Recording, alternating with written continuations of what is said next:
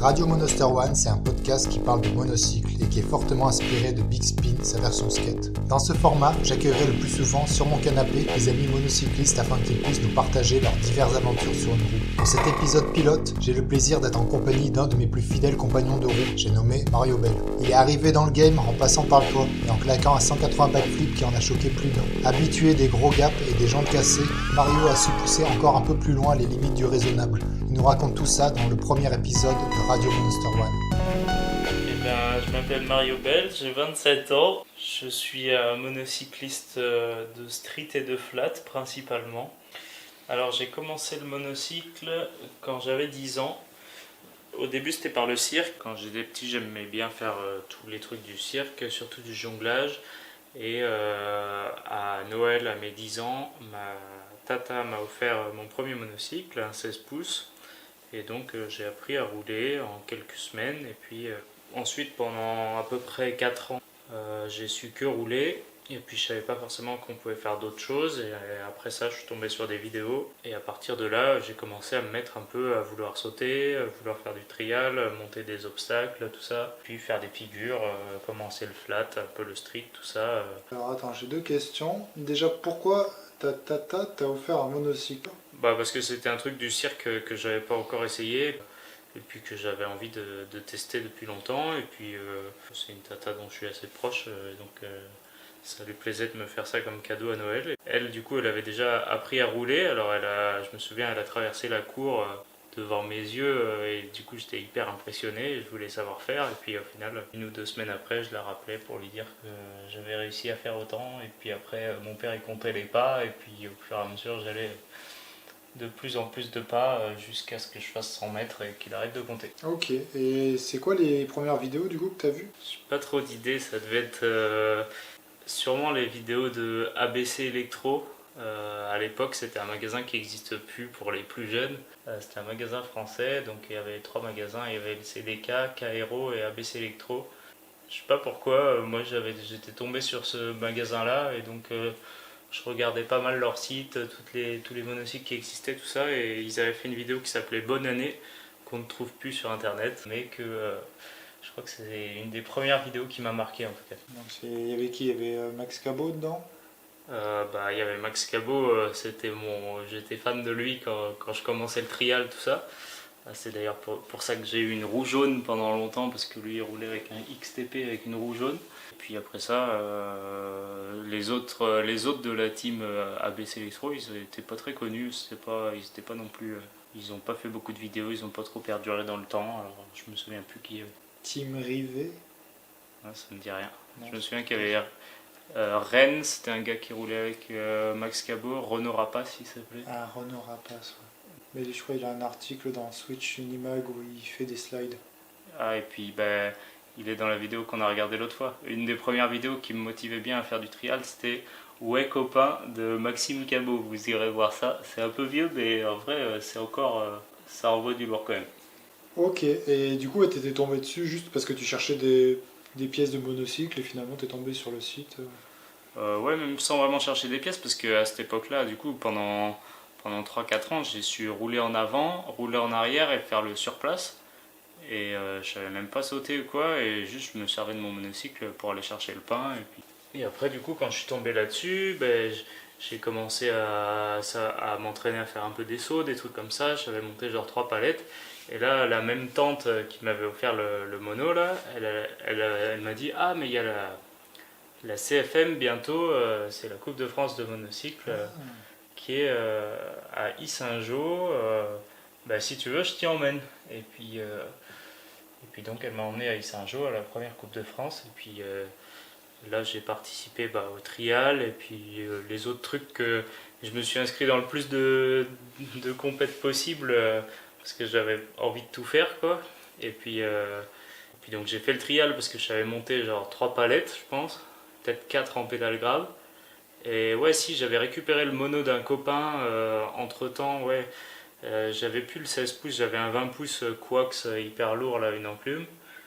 Et, Un 20 ou un 19? Je pense les vrais 20 avec les pneus un peu larges de trial. C'est Oui, un vrai oui. 20 pouces mais avec des pneus un peu plus gros. Ils font pas 2.5, mais ils font 2.25 Oui, ou un c'est ce truc que comme ça. j'ai commencé. Et donc j'avais ça à la CFM à Saint-Jean. Et je me souviens, j'ai fait genre l'IUF. Je crois que j'ai fait même le 10 km. Attends, 20 pouces. Ah non, pas en 20 pouces parce que en fait j'ai appris sur le 16 pouces.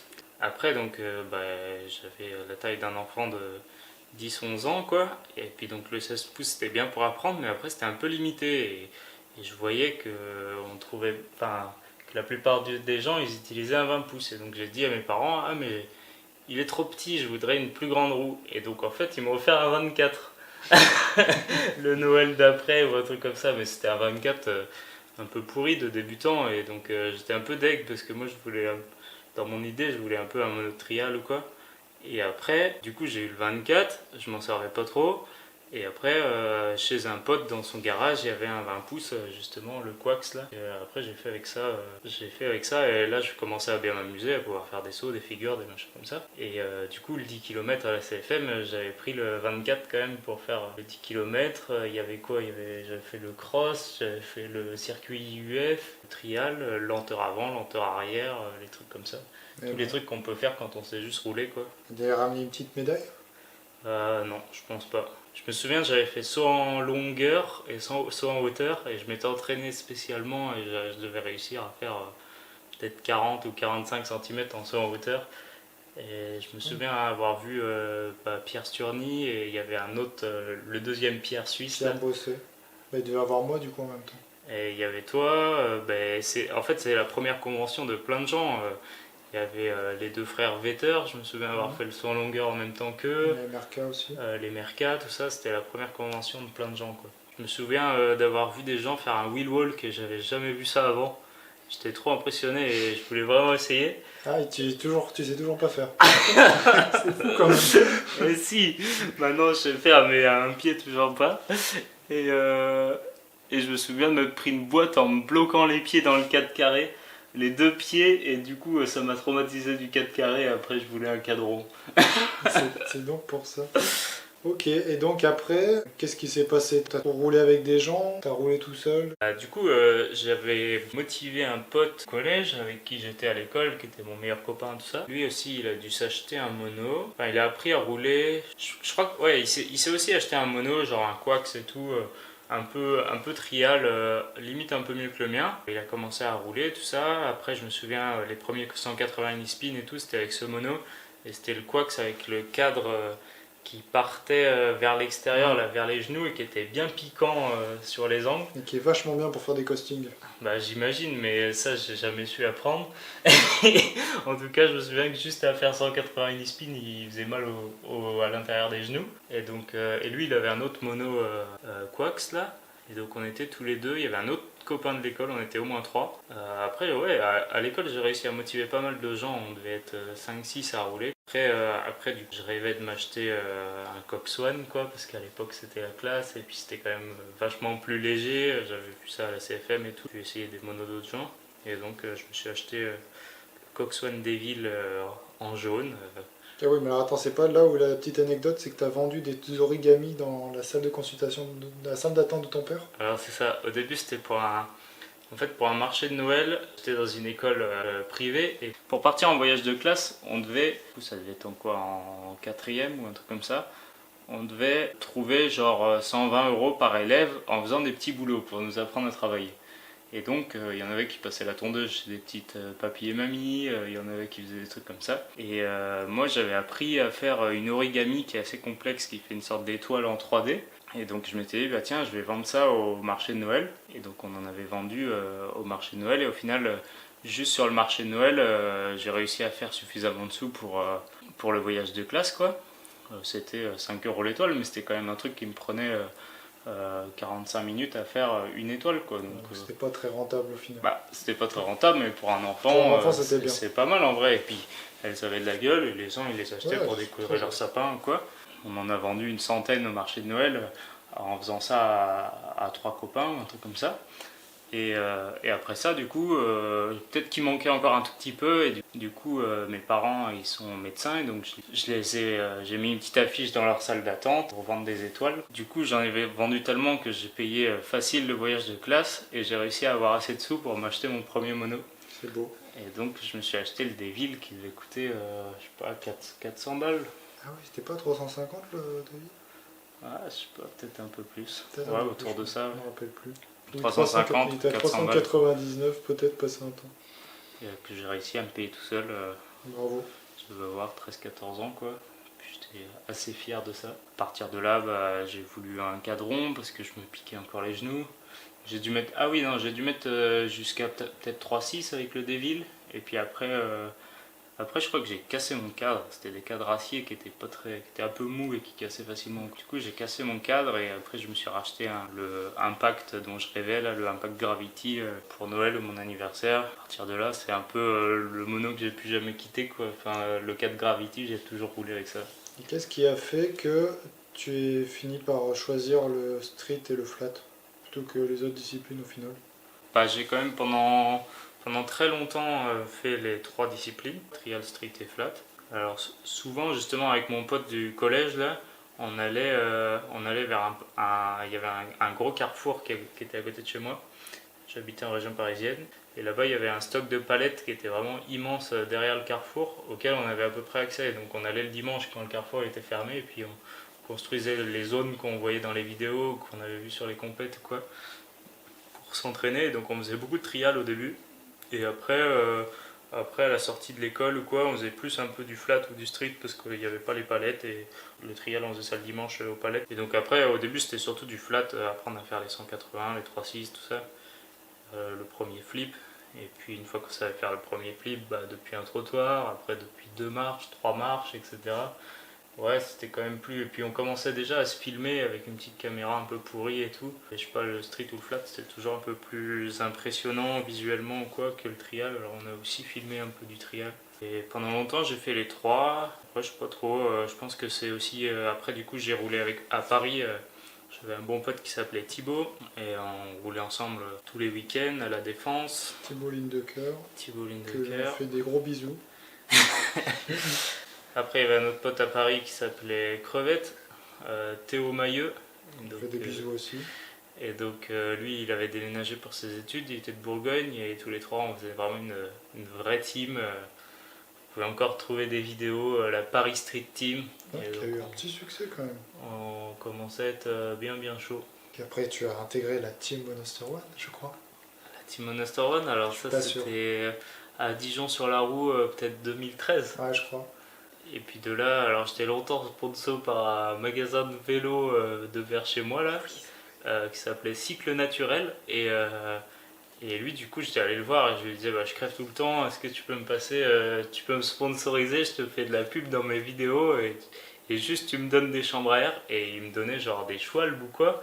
Et chaque fois que j'y allais, il m'en donnait genre 3 et j'allais le voir, je sais pas, une fois par mois parce que j'avais plus de chambre à air et il m'en donnait 3. Et en vrai, c'était vraiment cool comme premier sponsor. Et après ça a été. Funicycle.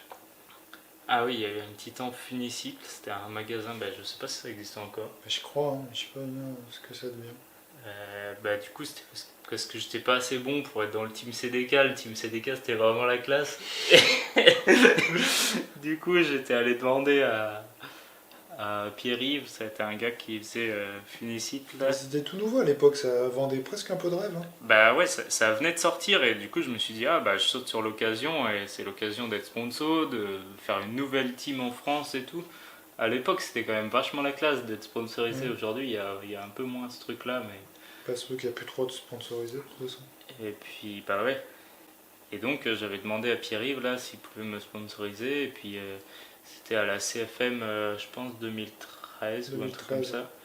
Et je commençais à prendre du niveau en street et j'avais fait vraiment. J'avais fait bon résultat au qualif. Et du coup, au début, par mail, il m'avait dit bah, on verra à la CFM, on se rencontrera. J'avais fait un bon run de qualif. C'était arrivé 3ème. Et est-ce qu'il y avait des finales ou c'était comment? Non, il n'y a que qualif. Ah ouais, bah alors, je sais pas, il voyait que je roulais bien sur l'échauffement de street et du coup, il m'avait filé son t-shirt pour faire pour faire le run. Et j'avais pété une manivelle en faisant un flip 7 marches ou un truc comme ça. Et après ça, bah, au final, ouais, au final, il n'y avait pas vraiment de gros avantages niveau sponsoring chez lui parce que bah, c'était un shop qui débutait aussi, alors c'était un peu compliqué.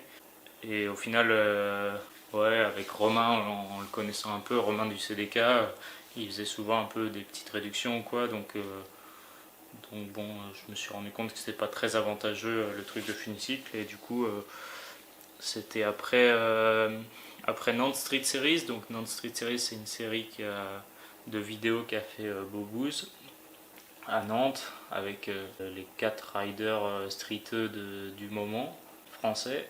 Donc il y avait moi j'étais le premier. En fait, il m'avait dit à Dijon, bah tiens vas-y, si tu viens à Nantes, on fait une vidéo. Et donc on avait planifié ça. Et puis ensuite de là, quand on a roulé ensemble, il a dit ah tiens mais j'aimerais bien en faire vraiment une série. Et donc à partir du mien, après il y a eu Eddy, Il y a eu Damien. Cléden en deuxième, moi en troisième, et après il y a eu Damien. Voilà. Et donc bah, c'est un peu cette vidéo qui m'a lancé, et du coup après ça j'ai pu qui m'a fait aussi me connaître un peu plus internationalement, je pense. Ah oui, clairement, à partir de là, il y a eu un avant, un après, tout le monde a commencé à connaître, parce que tout le monde s'est dit, mais c'est qui fait des backflips de ces blocs? Et toi, Oui. t'as enchaîné peut-être 2 mois plus tard, après que ton 180 backflip, d'ailleurs on n'a pas vérifié quelle était la hauteur. Ah ouais, mais le 180 backflip, non, c'était beaucoup plus tard, c'était une vidéo avec Pierre et tout. C'est autant plus tard? Ah, c'était. Bah, peut-être pas. Non, t'as raison, parce que du coup, j'ai fait la vidéo avec Bob là. Après ça, j'ai envoyé un mail à Romain, savoir s'il voulait bien me sponsoriser. Bon, j'ai un peu gratté quoi, parce que je sais pas si j'étais assez bon, mais en même temps, à partir de là, ouais, c'est là que je commençais à être un peu renommé. Et donc Romain il m'a dit ok, et puis c'était trop bien le sponsoring CDK. Le contrat au début c'était que on avait le mono de nos rêves, on pouvait choisir toutes les pièces qu'on voulait. Et il nous envoyait le mono gratuit avec toutes les pièces qu'on voulait. Et ensuite, on avait une bonne réduction pour changer les pièces au fur et à mesure, quoi. Du coup, c'était mon mono quand je roulais avec un cadre rouge. Là. Bah, au début, il était tout noir et je l'avais fait peindre. Je me souviens, au début, j'avais peint mon ancien cadre que j'avais avant parce que le noir, il était propre. Après, j'ai dû rouler le noir un peu. Et après, je voulais peindre le noir pour qu'il soit vraiment... pour qu'il soit propre pour le Nikon à Montréal. Le premier cadre, je l'avais fait moi, genre à la bombe, un peu à l'arrache. Et après, à le Nikon à Montréal, je voulais me faire genre un beau mono et tout, que ce soit bien stylé, quoi. Et donc, je voulais le faire peindre. Je l'avais amené dans un magasin de peinture auto ou un truc comme ça pour le peindre. Et donc, je leur avais bien expliqué tout ça. Et quand je l'ai récupéré, en fait... ils ont cru que c'était une fourche de vélo et du coup ils m'ont pas peint le haut du long neck. Et donc il était brut de sablage et gris. Je me suis rendu compte quand je l'ai ramené chez moi, il était dans le papier bulle et tout. Et je crois que c'est mon père qui était allé le chercher, il avait pas sorti du papier bulle. Et puis quand je l'ai ramené, il était peint qu'à moitié. Donc je leur ai ramené et ils ont eu pile le temps de le faire avant que je parte à Montréal. Faire le road trip avec les Merca et puis tout ça. C'était ton premier road trip du coup? Du coup ouais, c'était mon premier gros road trip. On avait quoi? On n'était pas encore majeur, on avait genre 17 ans. C'était en 2014. Et on est parti pendant un mois au Canada et aux États-Unis voir un peu les meilleurs riders de là-bas et tout. On était tout le temps logés chez eux, on roulait dans les villes et tout. C'était vraiment trop cool. On est allé rouler avec Eli Brill, Jack Seben, Dan Colvin. Ouais, c'était trop bien. Et à chaque fois, on était super bien reçus. Et c'est pour ça, le monocycle, c'est un petit monde. Et puis, on trouve du monde à l'autre bout du monde. On se connaît pas. Et puis, direct, on peut habiter là-bas et on est trop bien reçus, quoi. Et donc, ce premier road trip. Bon, pareil, je m'étais fait une roue où j'avais peint.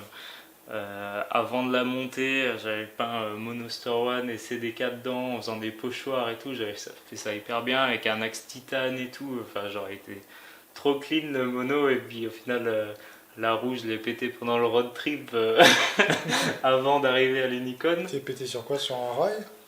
Non, sur un flip sur un gros set de marche.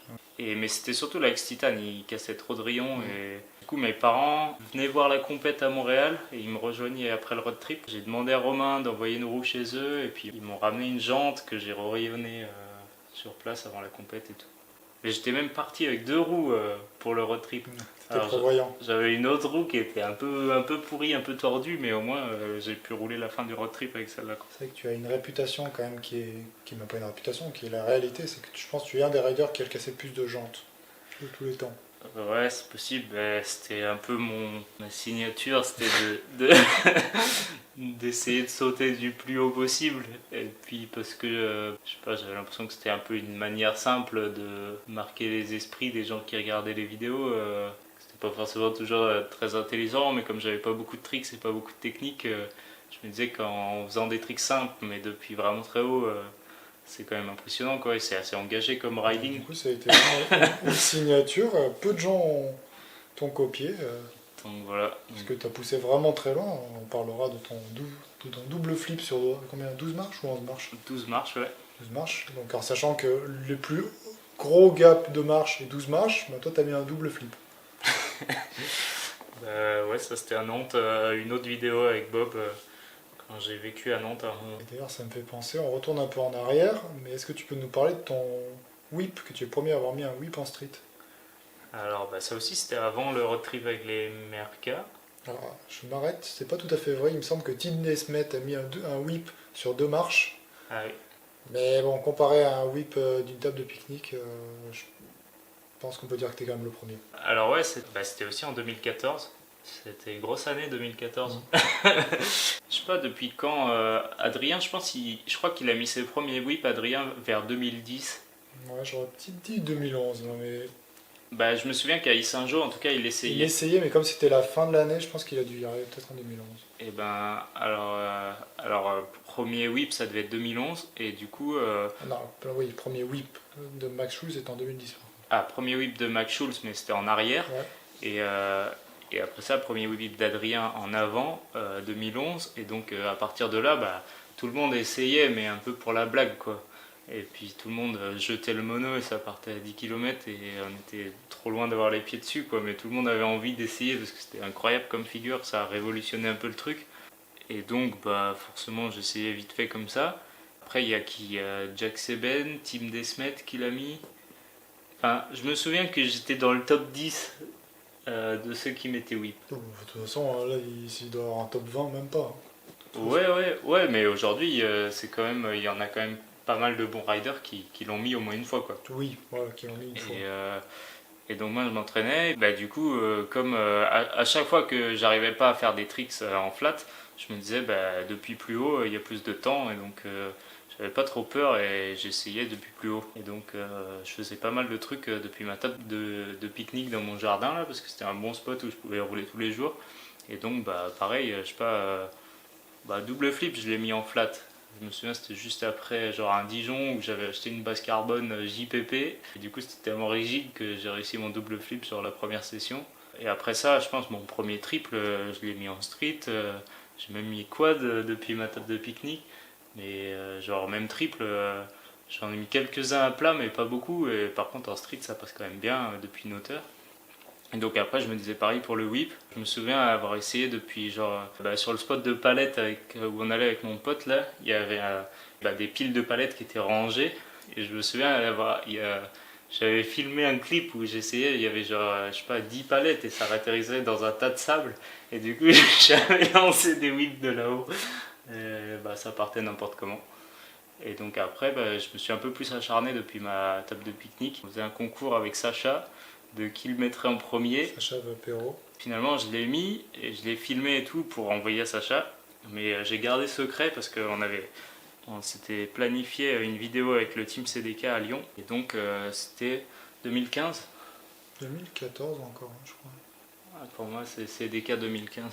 Elle est sur Vimeo si vous voulez la trouver, même si c'est la galère de trouver des vidéos sur Vimeo. Ouais, c'est Meeting CDK, et je crois que c'est 2014.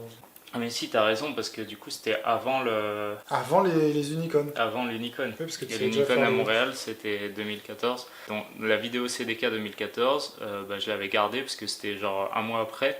Et donc après, pendant un mois, tous les soirs quand je faisais des sessions sur ma table, je remettais des whips pour essayer de l'avoir le plus constant possible. Et j'ai réussi à le mettre dans la vidéo CDK et ça a bien choqué tout le monde. T'as pris peut-être 10 essais tout pété, non? Oh, moi j'ai souvenir d'avoir pris plus de 50 essais et que justement j'arrivais pas à le remettre. Ah, non, pas 50. Peut-être pas 10, mais pas. Ouais, peut-être 20. Ouais, je sais pas, ça me paraissait long parce que les boîtes elles étaient quand même assez violentes. Il y avait Ouais. plein de fois où soit je ratterrissais sur les pédales mais j'avais pas la selle ou des trucs comme ça et donc ouais, je me faisais un peu mal, quoi.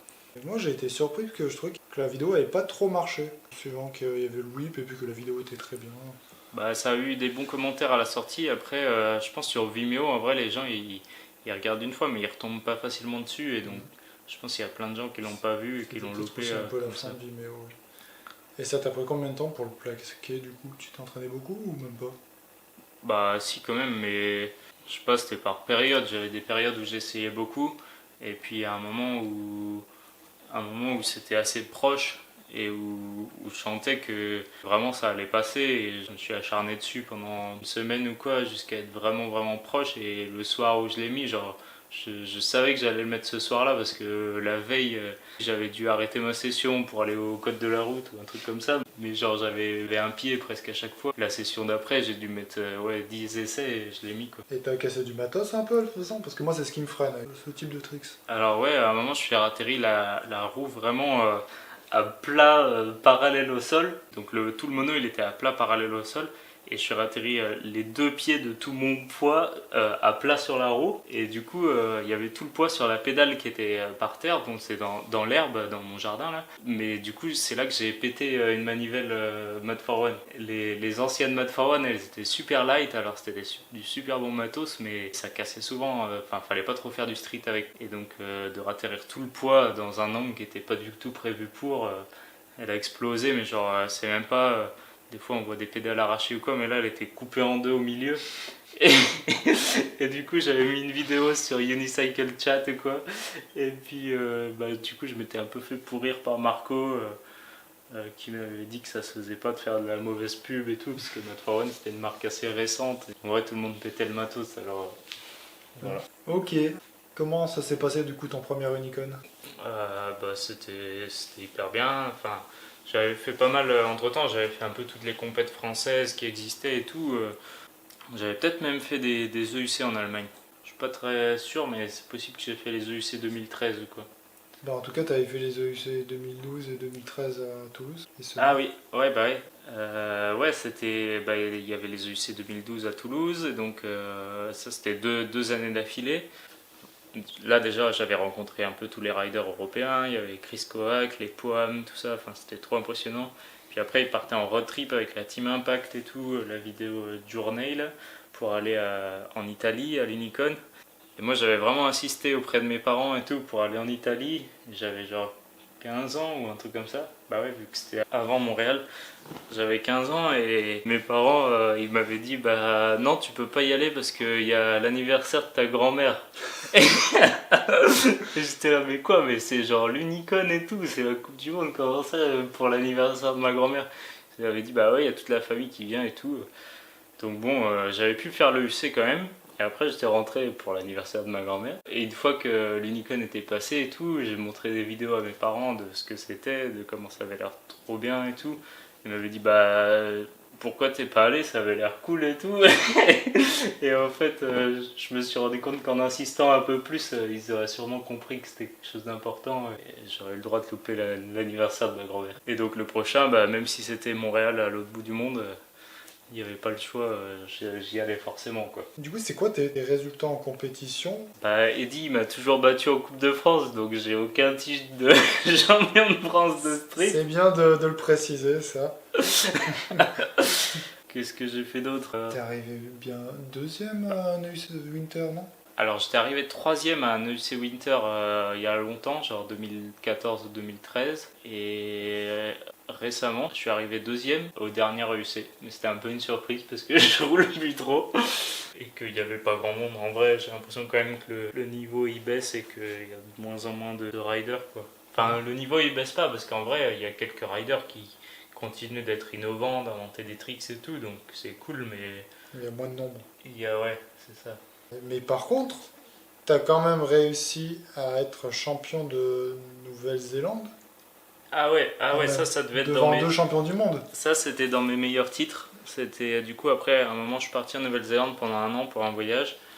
Bah, j'avais aussi choisi la Nouvelle-Zélande par rapport au monocycle, parce que quand on regarde enfin, à cette époque-là, les vidéos les plus inspirantes, c'était en Nouvelle-Zélande, avec Chris Uriway, Sam Laoud, Waylon qui commençait à être vraiment chaud et tout. Et donc c'était vraiment, tout le monde avait envie de rouler avec eux, ils avaient l'air hyper motivés, d'être toujours ensemble et tout.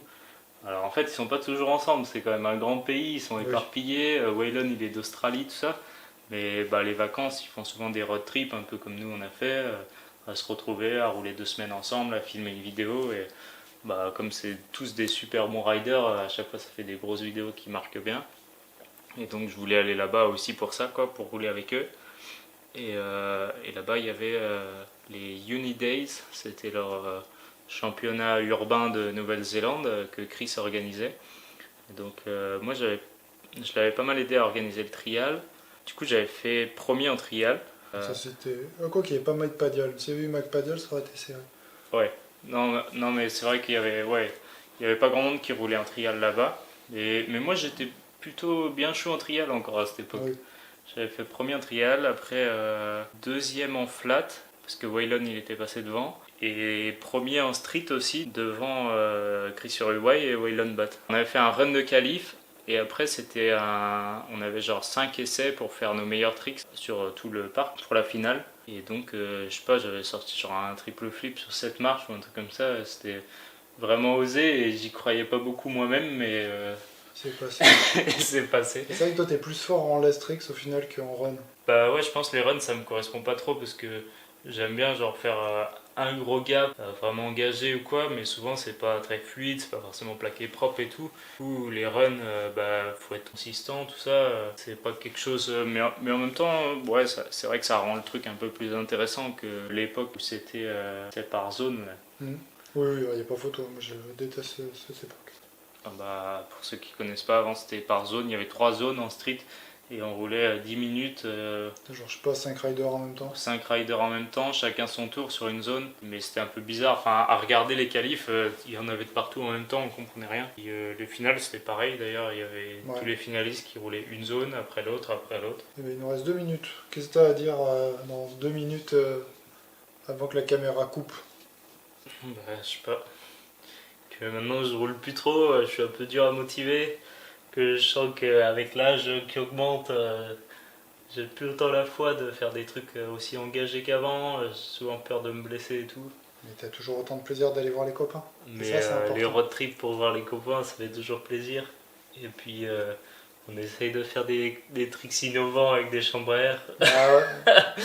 Attention, vous n'êtes pas prêts les enfants. Attention, vous n'êtes pas prêts. Je pense que ce sera sorti peut-être avant le podcast. Ça sera certainement sorti avant le podcast. Allez, il te reste un tout petit peu de temps pour me dire ton meilleur souvenir de monocycle. Et je pense en vrai le road trip avec les MRK aux États-Unis et puis l'Unicon à Montréal, parce que aussi c'était genre première Unicon, et en vrai je pense que ça a marqué beaucoup de gens. Pareil, c'était le premier Unicon de plein de gens, je sais pas, il était vraiment ouf. Et après j'ai fait tous les autres Unicon depuis, à part celui-là aux États-Unis là. Mais du coup j'ai fait celui en Espagne, après en revenant de Nouvelle-Zélande j'ai fait celui en Corée. Celui en Corée c'était pas mal, j'ai pris beaucoup de plaisir parce que... Tu t'es qualifié en street en plus. Ouais, et puis en fait ce qui était cool, c'est que j'avais roulé au taquet toute l'année en Nouvelle-Zélande, et du coup j'étais à peu près à mon plus haut niveau à ce moment-là, je pense. Et du coup c'était assez plaisant, j'étais motivé à rouler, tout ça. Et puis après il y avait l'Unicon à Grenoble, mais ça pareil, je m'étais moins entraîné, et du coup c'était moins... Je sais pas, j'ai pris c'était moins fun pour moi. Ouais, mais tu aimes bien sortir en street.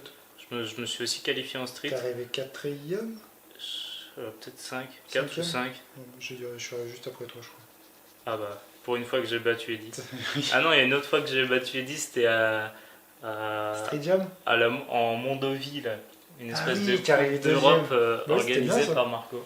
Ça, j'avais fait 2ème derrière Adrien, c'était pas mal en vrai. Ouais. Écoute, Mario, je te remercie. Et puis au plaisir de te recroiser. Voilà, des gros bisous. Bisous, salut, merci à tous. Merci pour votre écoute. Ceci est le premier épisode de Radio Monster Van, mais surtout un épisode pilote. Il y a encore beaucoup de choses à améliorer. Durant cet entretien, nous avons été limités par la taille de ma carte mémoire et je suis conscient que le son n'est pas très qualitatif. J'ai investi récemment dans un micro qui, je l'espère, permettra d'améliorer les choses. N'hésitez pas si vous avez des remarques. Je vous souhaite une bonne journée et je vous dis à la prochaine fois sur Radio Monster Van.